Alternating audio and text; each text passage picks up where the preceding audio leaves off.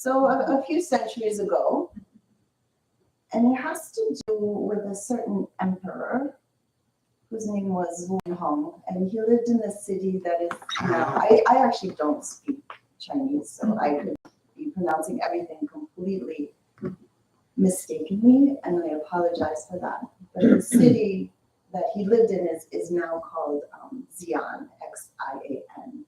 And if you look at a map of China, you can see that it is, it's really in the interior of China and not close to any ocean at all.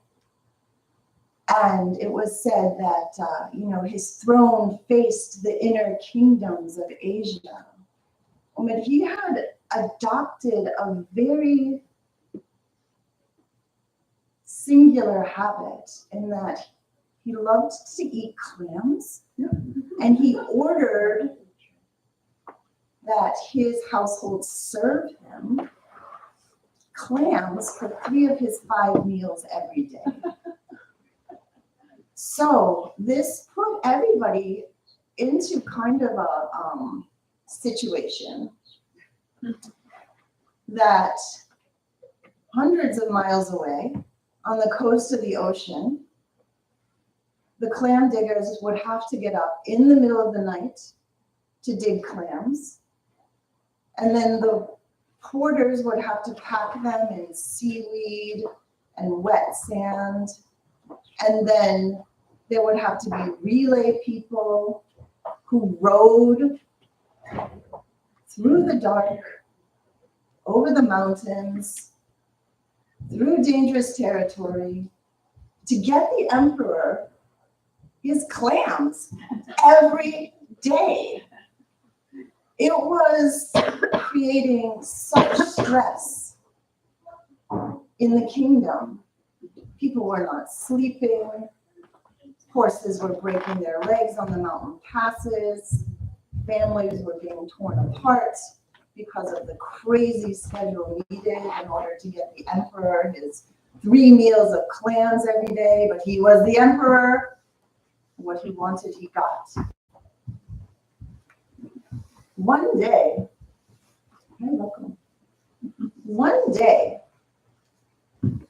a clam appeared in the kitchen, 20 times bigger than any clam that the royal cook had ever seen before. He thought to himself, wow, this is a royal clam, certainly fit for a royal palate. Well, the royal clam opener came and went to work trying to open the clam, but he could not. He said, this clam is shut tighter than iron. Like, it is harder than the rock crevices on Mount Tian. He tried and he tried. Now, the emperor, word reached the emperor that this amazingly royal clam had found its way to his kitchen. And he, being curious, wanted to know what the fuss was all about. So he ordered the clam to be brought out to him. Well, as the clam was being brought out to the emperor, amazingly, it started to open as if by a hidden signal. And when this enormous clam was placed in front of the emperor, what did he see inside? He did see a girl. Yes, he did. Oh, no, a girl. A girl carved out of pearl. It was a statue carved out of pearl, a beautiful statue of the Bodhisattva, Huan Xian Bosat. And looking at the expression on her beautiful face, the emperor could tell what her message was. The expression on the face of the pearl bodhisattva inside the giant clam told the emperor You are not doing right by the fisher folk. You are not doing right by the clam diggers. You are not doing right by those who have to portage these heavy baskets in the dark of night. You are not doing right by the relay riders who have to gallop through the wilderness to get you 3 meals of clams every day. You are not doing right by the people that you are supposed to govern. You are wasting their efforts. You are putting them in danger, and you are wasting the resources of your land. She said all of that with her expression.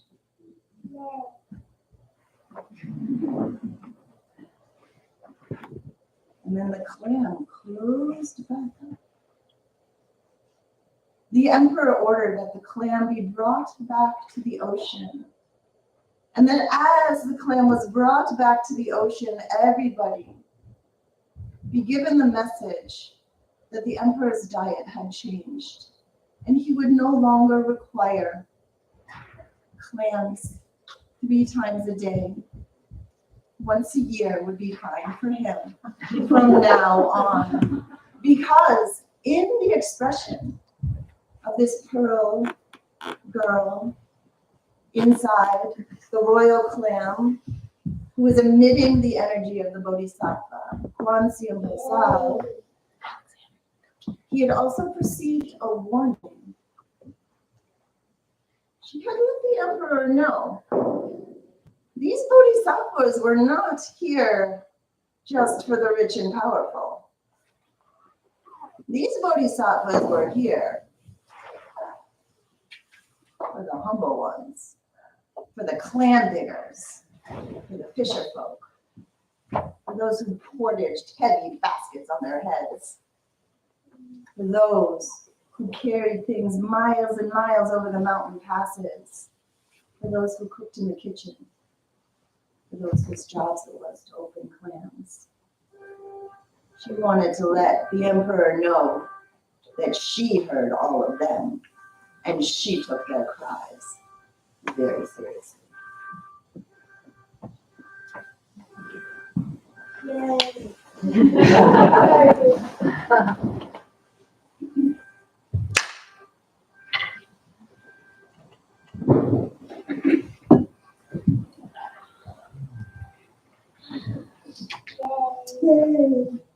Okay, so okay, thank you. So thank you for your presence, everyone who now will go to the children's groups or the parents' groups, and we would like to chant for you on your way out. So I'll start.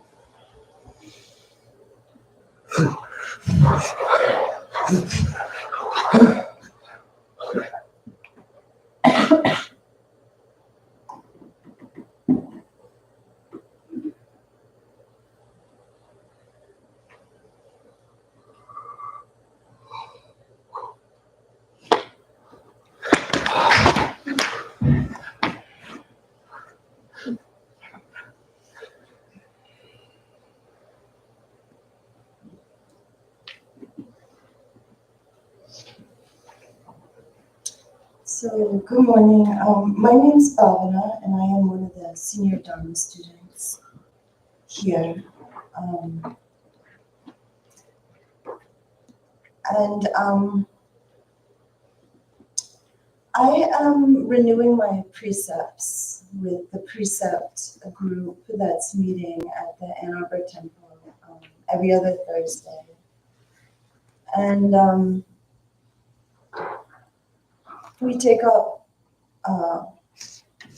one or two precepts and really pay attention to them for a period of time. So today's Dharma talk revolves around, a pretty small incident that happened, but that has given me plenty to think about. So the first precept, and really the underlying foundational precept for all of the precepts, is do no harm, but do only good. And as you can imagine, there's plenty to investigate in doing no harm. There's like systemic harm in our institutions that we engage with. There's relational harm and subconscious harm, but my example is much more specific and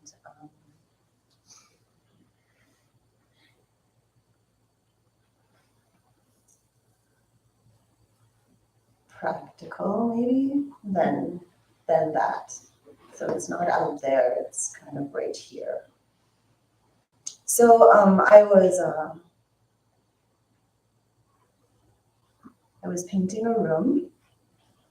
My mother moved out of her house and distributed all of her furniture, so I needed to sort of, clear things out and make space and change things around. And maybe this has happened to you. You had a perfectly fine room and then you moved all the furniture out and you were like, oh my goodness, like this obviously needs to be cleaned and painted before anything else happens. So I was, cleaning and painting and getting ready for the new things coming in, and there was a time frame. I had people coming to help me at a certain time, and I'm painting, and all of a sudden there's like a spider in the corner. And I thought to myself, oh, I have to move this spider, do no harm. And so I reached in to move the spider, and I squished it. And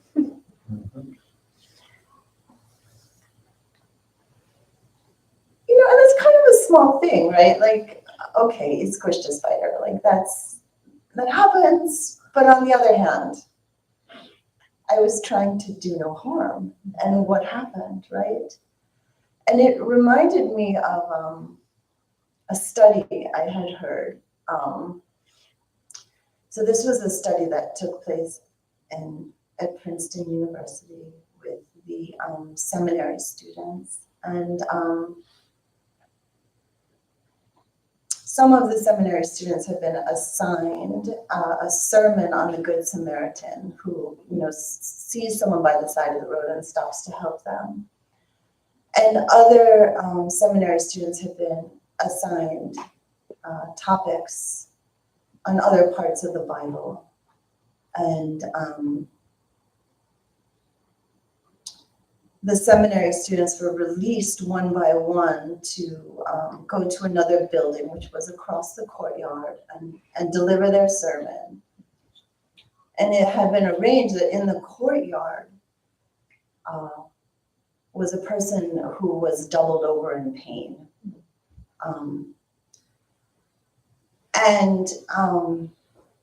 The study was like, who stopped to see if they could help? And the answer was like amazingly few of them. And when the researchers sort of questioned the seminary students afterwards, they found that like the difference between stopping and not stopping actually had nothing to do with the content of the sermon that they had been assigned. But it had everything to do with whether the students felt like they were in a hurry or not. They were what? In a hurry or not.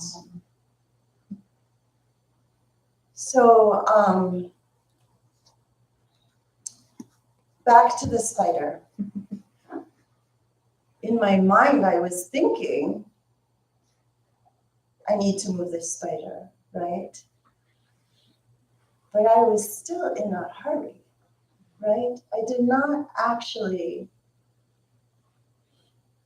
stop to notice, like, what is the pace of this spider?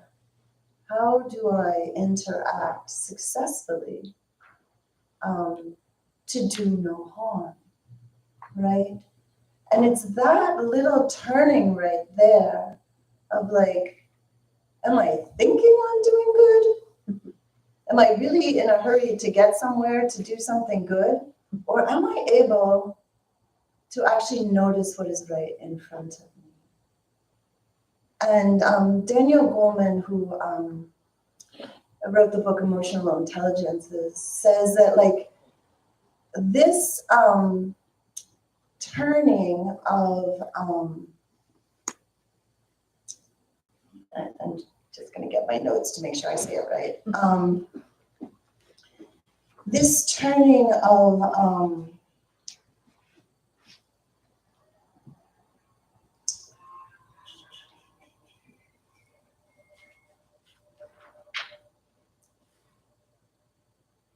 what he calls empathetic concern has everything to do with stopping our concepts about what we're doing and actually paying attention to the situation we're in.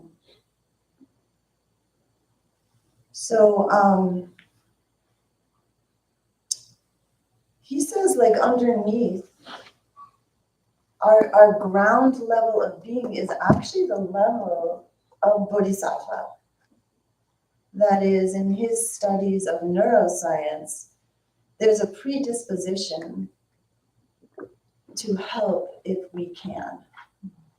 That we have sort of what he calls the caring system of the brain, core of empathy. And he points to this field in brain science called social neuroscience. And it studies like circuitry in people's brains that activate when they interact. And that the findings are that like our default wiring is, I'm here to help.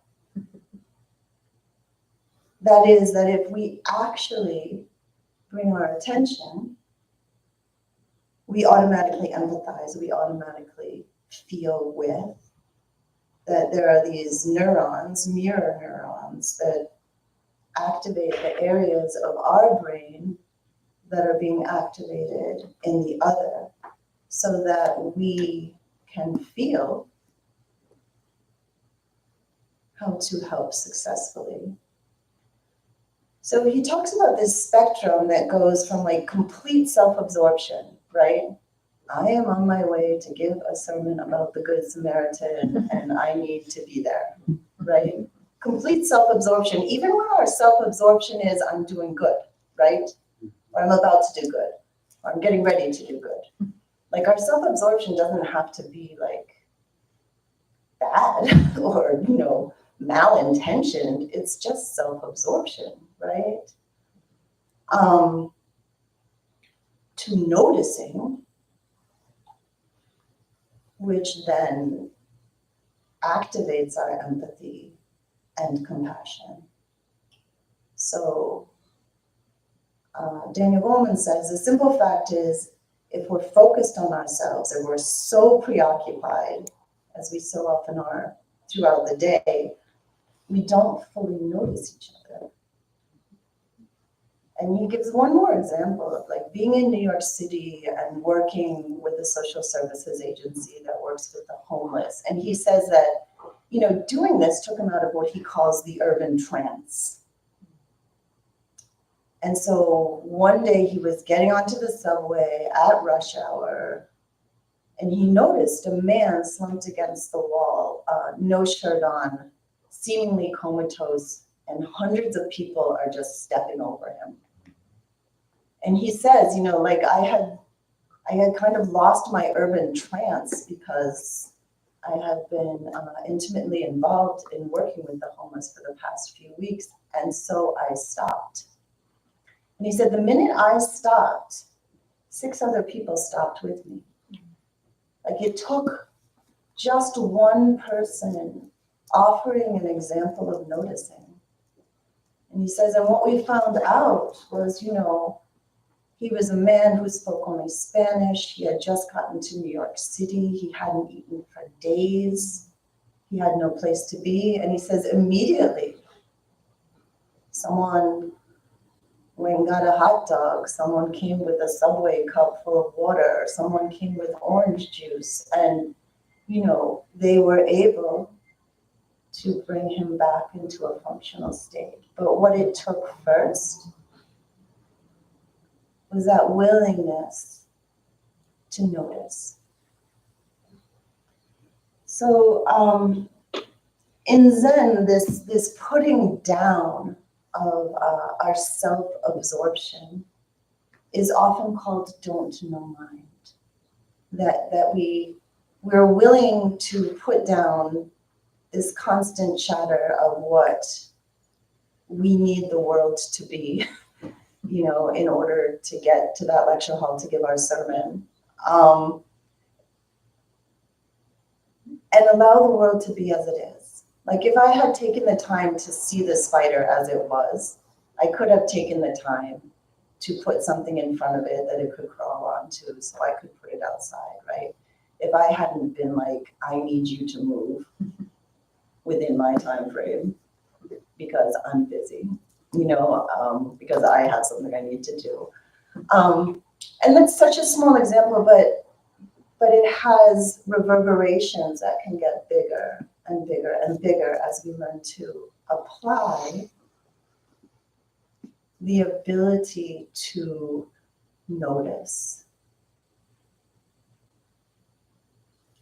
And when we offer our attention to noticing, we are in don't know, because we're saying, I want to know, I want to see, I want to notice, I want to actually be in my life and your life too. So Sung Sun, who was a Zen teacher from Korea who came to teach in the West, says this about don't know mind or nothing mind. He says Zen is attaining nothing mind and using nothing mind. How can you use it? Making nothing mind into big love mind. Nothing action for all people mind. This is possible. Nothing mind neither appears nor disappears. If you do correct meditation, nothing mind becomes strong. You perceive your situation clearly. What you see, hear, smell, taste, and touch are the truth without thinking. So your mind is like a mirror. Then moment to moment, you can keep your correct situation. So let us keep our I'm here to help mind. Let us remember that foundationally, we are bodhisattva.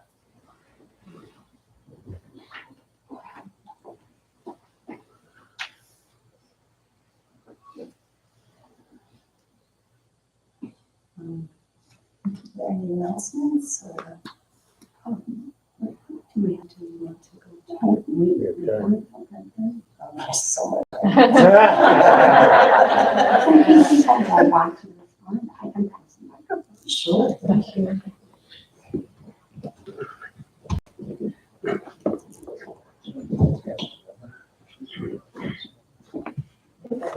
What's the question? Have a specific question you want to ask. Oh, do I have a question? It could be what your talk evoked for people. Yes, what did the talk evoke? Good question.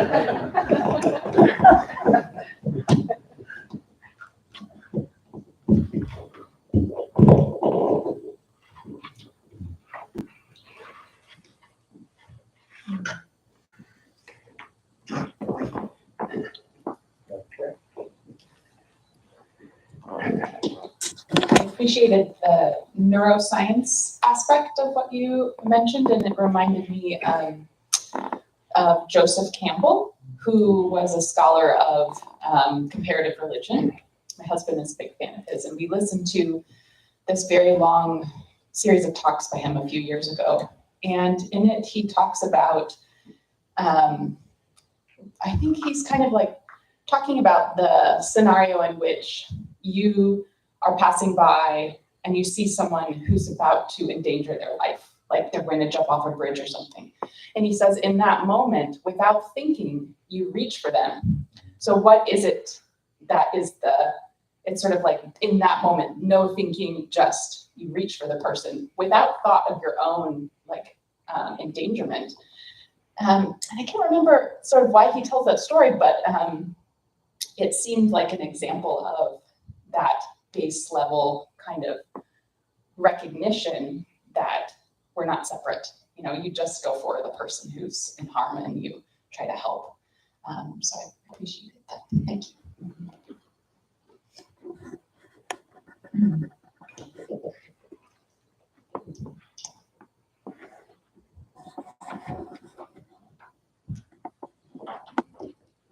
This talk got me thinking about situations in my own life where I'm walking down the street or in a public place and see a situation that looks like somebody might need help, but I'm worried that if I stop to intervene, I will embarrass myself because I've misread the situation, or I'll find out that I can't help, or I try to help and accidentally make it worse. And I'm wondering if anybody has advice for how to let go of that possibility of embarrassment and let go of like how I'm perceived in order to focus on the positive chances that I could help a situation.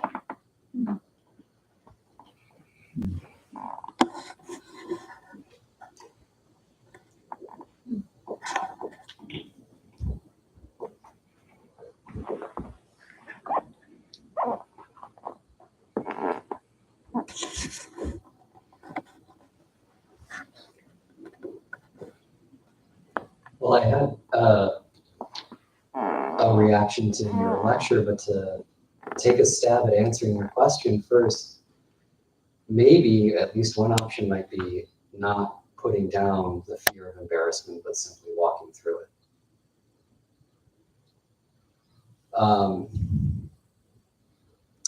Bhavana, what your lecture was very timely for me, because over these last few days or weeks, I've been trying to reconcile two different conceptions of the self.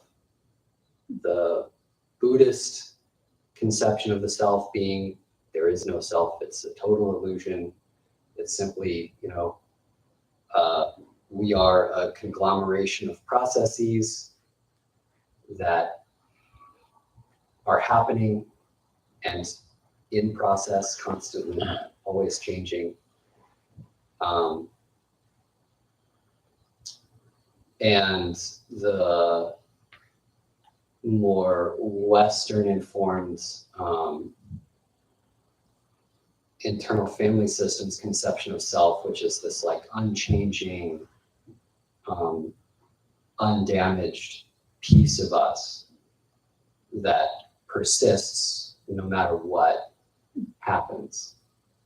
And I think you just gave me a piece of that, a hint, an arrow, talking about, again, the neuroscience that Jocko brought up, of this like underlying baseline self has compassion, courage, creativity, all these other qualities. So it's sort of wired into our nervous systems. And maybe that's how to reconcile both of these conceptions. Thank you.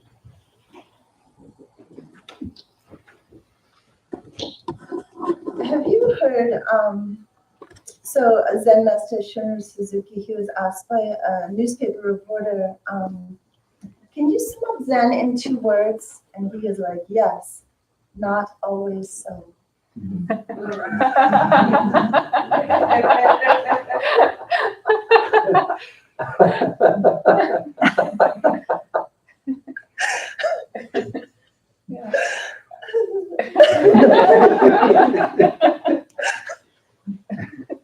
Nothing in yourself.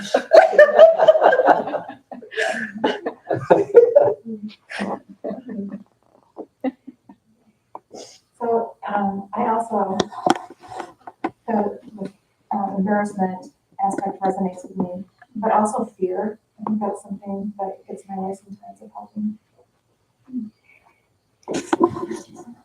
Fear is another way of helping sometimes. Future? Fear.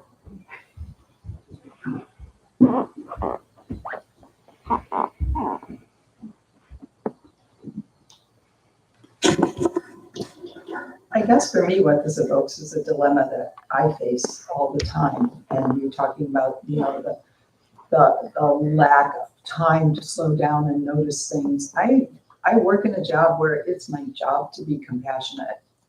I'm a nurse. I work in home care. My job is also super stressful. It's, you know, turn on a dime, go, go, go. And, you know, I value the parts of it that allow me to be compassionate, but the structure of it and kind of the world we live in, you know, I often find myself shutting down, you know, the most important thing I should be doing because I got to get to my next appointment. I got to get on the road, you know, and there's a lot of complicated situations with people where I'd love to have the time to solve them. And I usually walk away from them feeling kind of helpless. Mm-hmm. So I don't know what that's saying except a reflection of the things I'm dealing with in my life every day. But I bet there are a lot of people here too who just feel like, you know, their demands, their routine, their day, their obligations are keeping them from slowing down. And sometimes this is the only place I get to slow down and think about these things.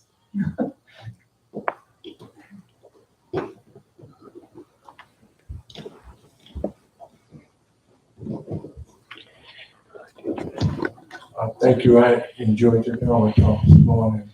And it brought back to my early practice. My teacher told me, he said, and you were speaking about the homeless man and subway and everything. He said, it only takes one lit candle to light 1,000 unlit candles. And when they're all lit, they can illuminate the darkness that we suffering dwells in. You spoke about the spider. And my question, I was faced with the dilemma with a spider. I was able to capture it, but I couldn't put it outside because it was the winter time. I still would do it harm, so I just put it in the basement. Everything is seen in our precepts. That first precept, do no harm, but cherish all life. And that moves from not just human life, but animals, insects, plants, flowers, and fish. And it only grows with the practice of meditation that it becomes real. It's easy to talk, easy to read, easy to write, but it's difficult to practice on a day-to-day basis. So I cherish all life because my life has value. And if I can see value in my life, I can see value in all life. Thank you.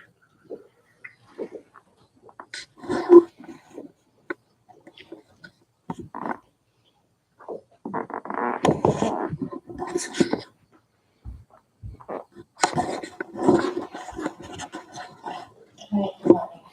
I have two things I wanted to say. One, was a story about helping someone. I was living in San Francisco and there was this man who lived on the street and I was in a neighborhood that was pretty wealthy, although I was not wealthy. And I came home very late at night on a regular basis. And I always thought, like, if anybody was ever going to help me if I was in trouble, it would be this man who lives here in this doorway. So I would smile at him regularly, but we didn't ever have any conversation. And it got really cold one season, and I felt really nervous and worried and flustered and embarrassed and fearful and all these feelings. And I was like, but I'm gonna go upstairs and I'm gonna get him a blanket and I'm gonna bring it down to him and I'm gonna give this man a blanket. So I went and I did that and I brought the blanket down and I offered it to him and he said, oh, no, thank you. And I brought the blanket back upstairs and I was feeling really all these very weird feelings. And then kind of recognized that me offering this blanket was an opportunity for this man to have his choice, his integrity, his so many choices he didn't get to have about how his life was, and he didn't need my blanket. And that was his right and choice to say no to me. So it was a really important experience for me. I have no idea how it affected him, but sometimes we can't see, often we can't see what the outcome is of us offering help or not. The other story is the no mind in your talk made me think about this way of talking with little kids that I do at my school, which is like if they come up with what I would consider to be a faulty truth that they believe in, like all boys have short hair. I won't say, well, that's not true. We will just ask questions and the whole class will start giving their opinions about things. And I'll just keep asking questions like, why do you think that? Where did this come from? What are examples of people who have short hair and long hair? And what about this person and this other person? And I used that same tactic when I was taking care of my mom who had Alzheimer's. And it was really successful to just be no mind and just keep asking her questions about things that I perceived to not be true. But if I tried to say to her, that is not true, she would get irate and it would be an awful situation. So I just, back down and be like, okay, tell me more. And what about that? What about that? And so yesterday I was having a conversation with somebody who politically had drastically different ideas than me. And I remembered this feeling of, like step back and be in that place of like, actually, I don't know. I don't know. I don't know what you think, and I don't know why you think it, and I don't know what your fears are, and I don't know what's driving you to believe and support and want what you want. So I'm really gonna step back and just keep asking you questions. And it was a very successful conversation, and I think that it helped that person to think deeply, more deeply about what they also believe. So thank you for listening.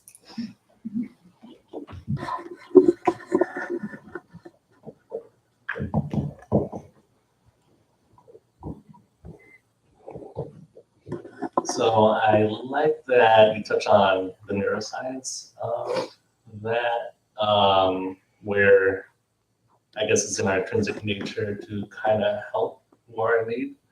And I feel like over the years when we develop, well, for me, then we create these defense mechanisms. And I think where my thoughts have ended is that we have to like deconstruct those biases that are created by society or whatever we think is related, whether it's internal conflict, kind of like I fear helping.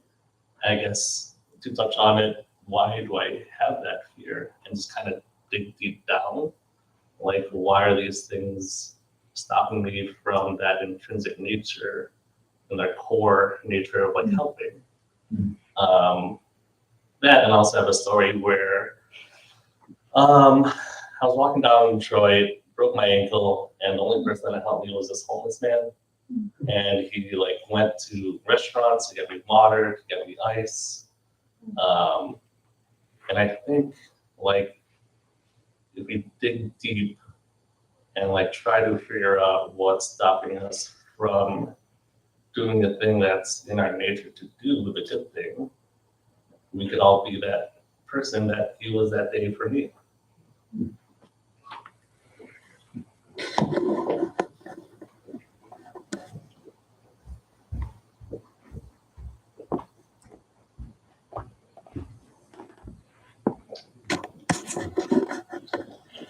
I'm struck by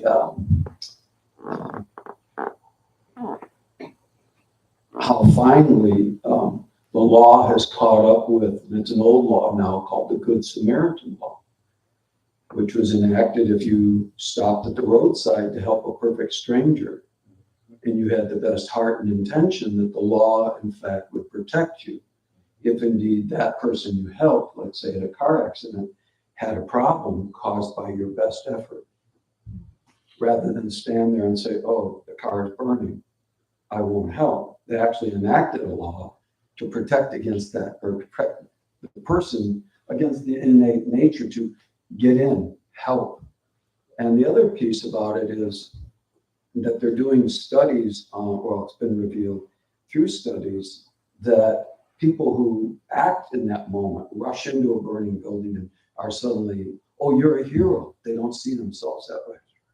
They can't identify with that, what's cast upon them, your heroics. It's, oh, just my nature. First responders are trained to do that, but there's plenty of courage that just comes from the need to help. I'm just struck by this fear of protection for, and maybe validation that people are tuned to do it, but often resistant because of fear of retribution or suffering, as it were. Yeah, thank you.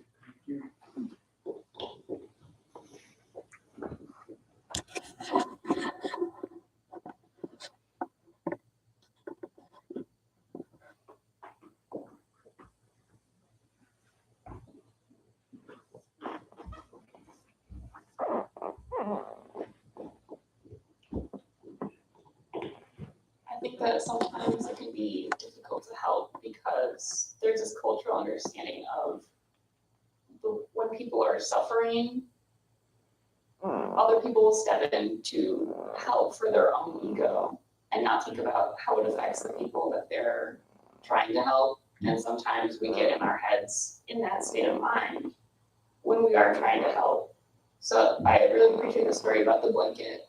Of people having their own self-determination. And in my work, I have had situations where I am offering what I think is help and am cursed at and told to leave. And I'm always grateful when that happens because the person is reminding me that I don't know what's best for them and they need to make their own decisions.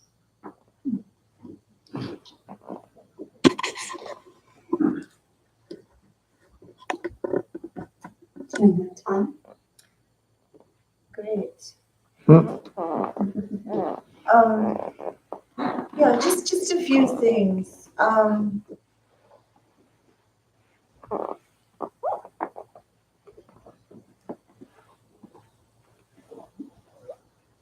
You'll notice my story was about a spider, right?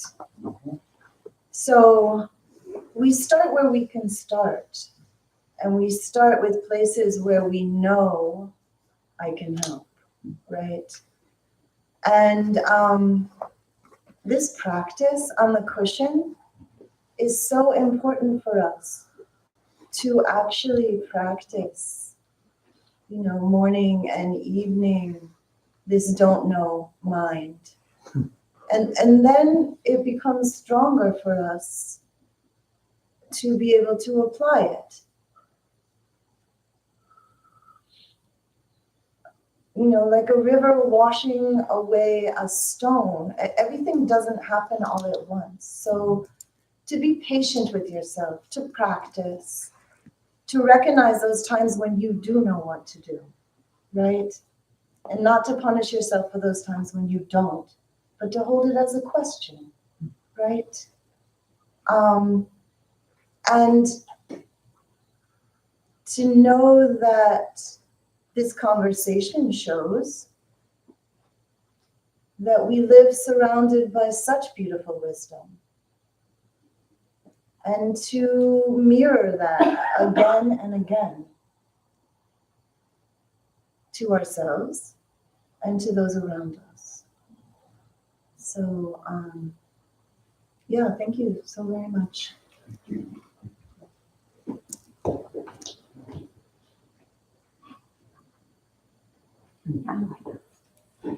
And now, announcements.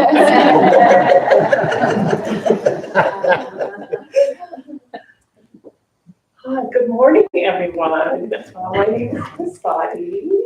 How many of you are here for the first time? Wonderful, welcome.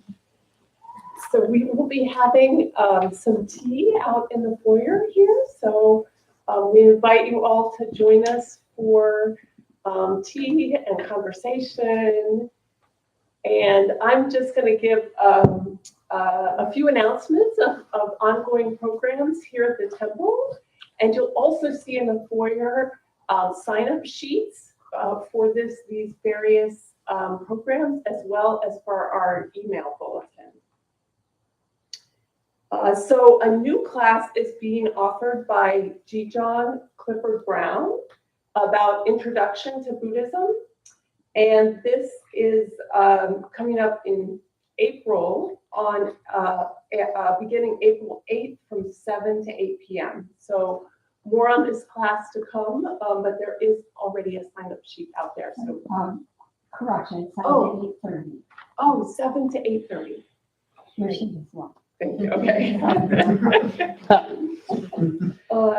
We also offer meditation classes on a regular basis.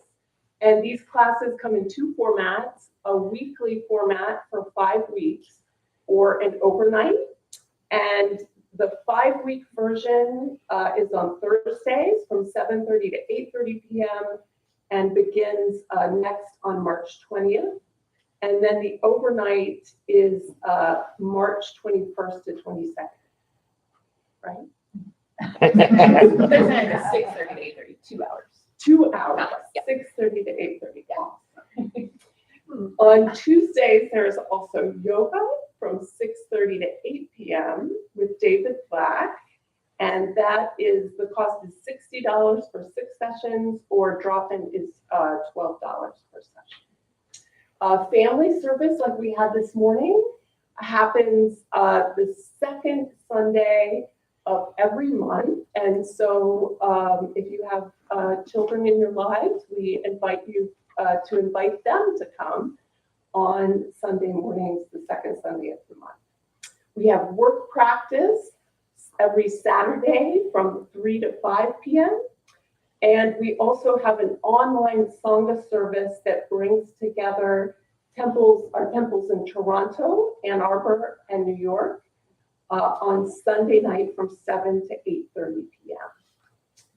And are there other announcements or other programs meeting this morning? Recovery Dharma will meet at noon today in the library of the historic Buddha Hall, the big yellow building right next door. And is there together action? Not today. Not today, but I'm sure as spring comes, there will be together action. So the temple is generously supported by your kind donations of both money and time. And so we have a fishbowl out here in the foyer, as well as a way to give with your credit card. And then the Saturday work periods are also a really wonderful time to give time. Thank you. And are we putting away mats and cushions? Okay, so the mats and cushions that are touching the center rug here stay. And then if the mats and cushions on this side of the room could go in the corner in the back, and the mats and cushions on this side can go on the stage.